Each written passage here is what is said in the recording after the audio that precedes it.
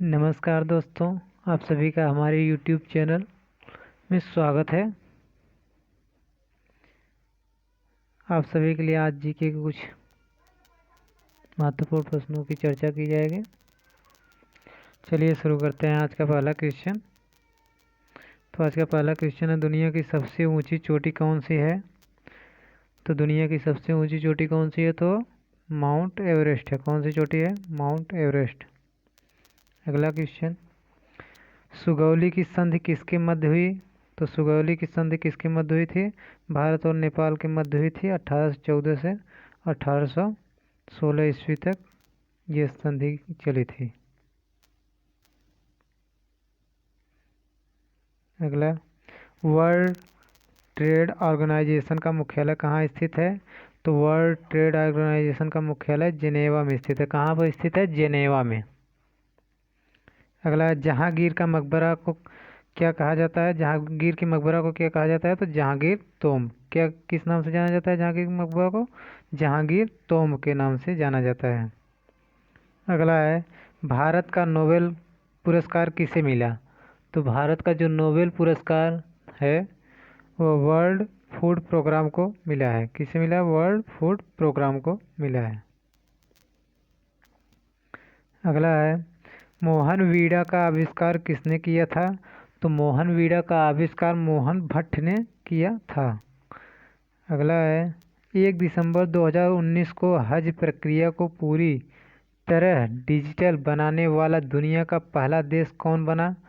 तो हज यात्रा को डिजिटल प्रक्रिया बनाने वाला दुनिया का पहला देश कौन बना है? तो भारत बना है। कौन बना है? भारत।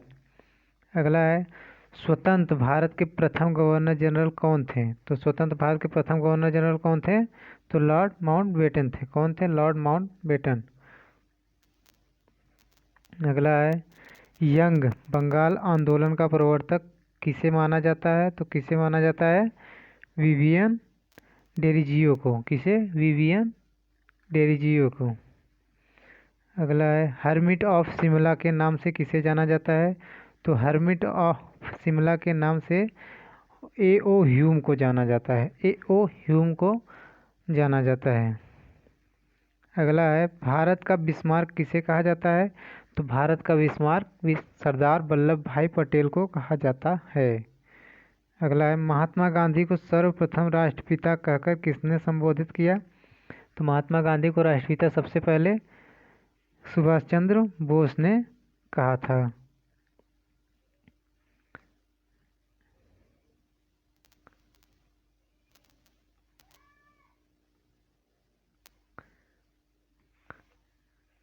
अगला है, मैं एक क्रांतिकारी के रूप में कार्य करता हूँ, यह कथन किसका है?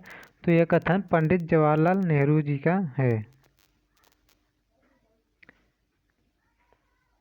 अगला है, भगत सिंह को फांसी की सज़ा सुनाने वाले न्यायाधीश थे। तो भगत सिंह को जिन्होंने फांसी की सज़ा सुनाई थी उस जज का नाम था जी.सी. हिल्टन। जी.सी. हिल्टन ने भगत सिंह को फांसी की सज़ा सुनाई थी। अगला है, विश्व की सबसे ऊंचाई पर स्थित शांत ज्वालामुखी कौन है? तो शांत ज्वालामुखी जो है एकांक गुआ है। एकांक गुआ है जो कि एंडीज पर्वतमाला पर स्थित है।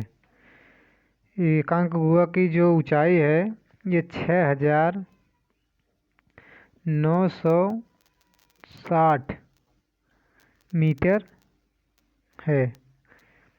और सक्रिय ज्वालामुखी जो है विश्व की सबसे ऊंचाई पर स्थित सक्रिय ज्वालामुखी जो है वो है आपकी ओजस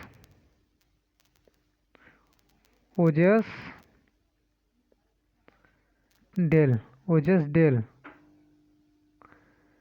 है। ये भी जो है एंडीज पर्वतमाला पर ही स्थित है, पर ये अर्जेंटीना और चिली देश की सीमा के बीच में स्थित, करीब में स्थित है। अगला है, सबसे बड़ी कोशिका किसकी होती है? तो सबसे बड़ी कोशिका जो होती है वो शुतुरमुर्ग के अंडे में होती है। शुतुरमुर्ग का जो अंडा होता है उसकी सबसे बड़ी कोशिका होती है।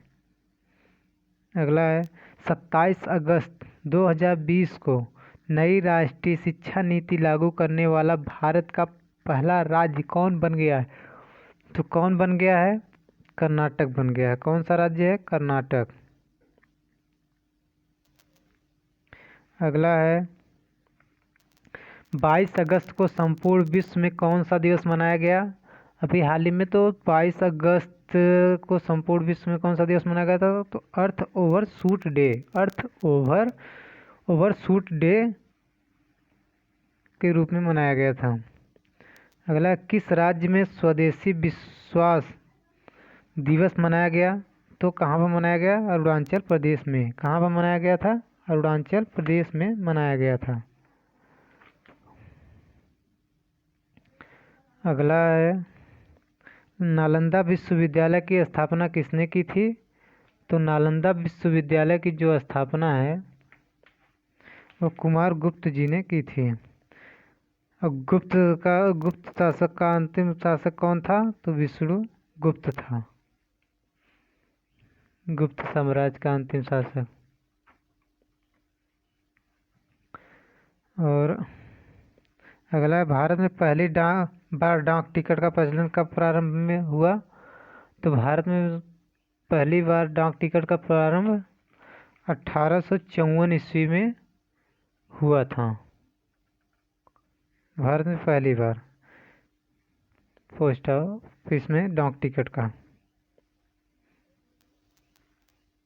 अगला है तीसरे आईसीसी पुरुष क्रिकेट वर्ल्ड कप लीग 2 के दौरान पुरुषों के इंटरनेशनल वनडे की महिला पहली रेफरी कौन बनी है?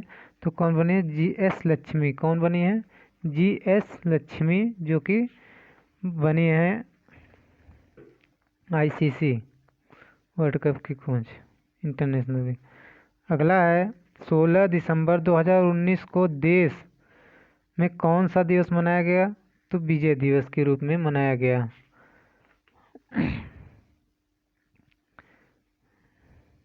अगला है बंगाल का प्रथम गवर्नर जनरल कौन था? तो बंगाल का प्रथम गवर्नर जनरल वारेन हेस्टिंग था। कौन था? Warren Hasting.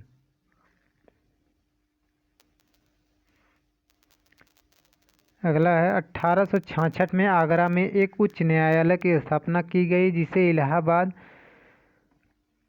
कब स्थानांतरित कर दिया गया था? तो उसे 1875 में इलाहाबाद स्थानांतरित कर दिया गया था। इलाहाबाद आगरा उच्च न्यायालय को इलाहाबाद स्थानांतरित 1875 ईस्वी में किया गया था। अगला है 1921 ईस्वी में एम.एन. रॉय द्वारा किस पार्टी का गठन किया गया था? तो किस पार्टी का गठन किया गया था? कम्युनिस्ट पार्टी, भारतीय कम्युनिस्ट पार्टी का गठन किया गया था।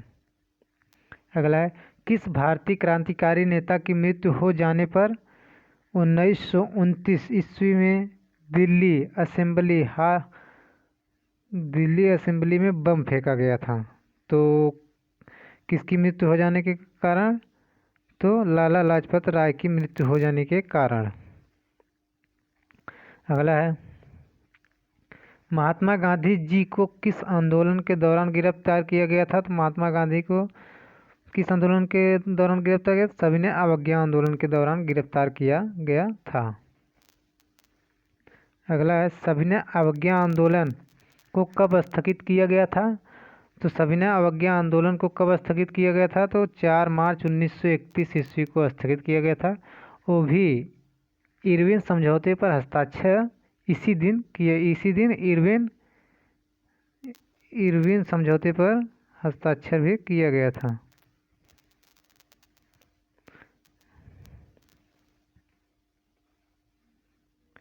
अगला अगस्त प्रस्ताव किनके द्वारा लाया गया था? तो अगस्त प्रस्ताव जो था वो अंग्रेजों के द्वारा लाया गया था। अगस्त प्रस्ताव को किसने लाया था? तो अंग्रेजों ने लाया था।